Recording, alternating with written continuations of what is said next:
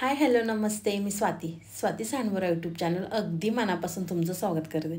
तर आज मी तुम्हाला झटपट असा नाश्त्याची रेसिपी दाखवणार आहे.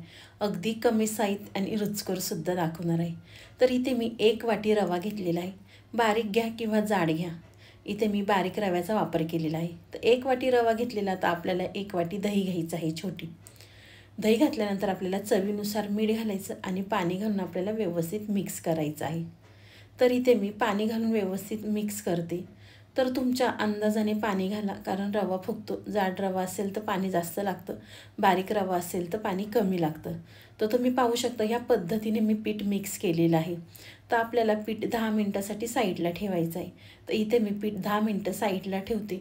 तोपर्यंत आपण स्टफिंगची तयारी करूया. तर इथे मी 2 सिमला मिरची घेतलेल्या आहेत, 2 बटाटे घेतलेले आहेत.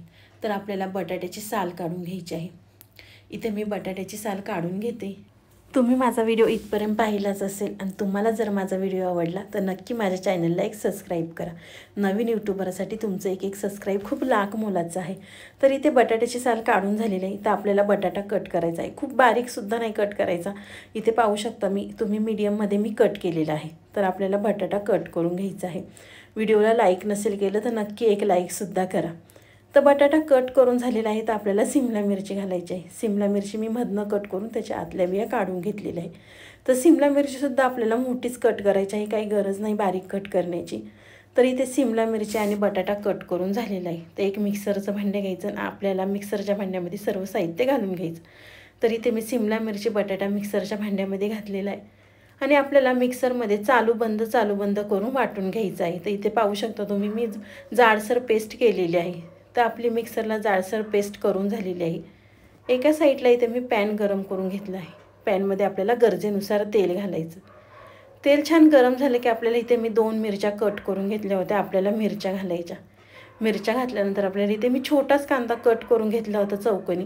तर आपल्याला कांदा घालायचा आहे आणि कांदा परतून घ्यायचा आहे.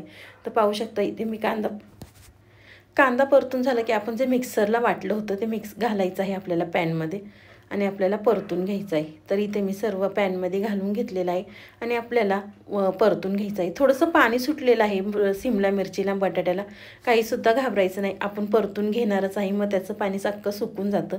तर परतल्यानंतर काही मसाले ॲड करायचे आपल्याला. तर इथे मी घातली आहे मिरची पावडर, अर्धा चमचा हळद, गरम मसाला घातलेला आहे. तिखट तुम्ही तुमच्या आवडीनुसार वापरू शकता. तर आपल्याला मिक्स करायचं आहे. मिक्स केल्यानंतर आपल्याला चवीनुसार मीठ घालायचं आहे. मीठ घातल्यानंतर आपल्याला इथे थोडंसं बेडगी मिरची पावडर घातलेली आहे कलरसाठी. तर मिरची पावडर घातल्यानंतर आपल्याला परत छान व्यवस्थित मिक्स करायचं आहे आणि झाकण ठेवून आपल्याला शिजवून घ्यायचं आहे. तर इथे मी झाकण ठेवून शिजवून घेते. अजूनसुद्धा तुम्ही चॅनलला सबस्क्राईब नसेल केलं तर प्लीज एक सबस्क्राईब करा. तर पाहू शकता झाकण ठेवून मी ते शिजवून घेतलेलं आहे. तर आपल्याला व्यवस्थित मिक्स करून घ्यायचं आहे. मिक्स केल्यानंतर आपल्याला आवडीनुसार कोथिंबीर घालायची आहे. तर इथे मी कोथिंबीर घालते आणि परत छान मिक्स करून घेते. आणि व्हिडिओला लाईकसुद्धा नसेल केलं तर प्लीज एक लाईकसुद्धा करा. तर आपलं स्टफिंग तयार आहे. तर एका साईडला इथे मी पॅन गरम करून घेतलेला आहे. पॅनमध्ये आपल्याला जे आधी तेल लावून घ्यायचं आहे. तर इथे मी पॅनला व्यवस्थित तेल लावून घेते. तेल लावल्यानंतर आपलं जे बेटर होतं रवा, त्याचं आपल्याला ते डोसा टाईप घालून घ्यायचं आहे.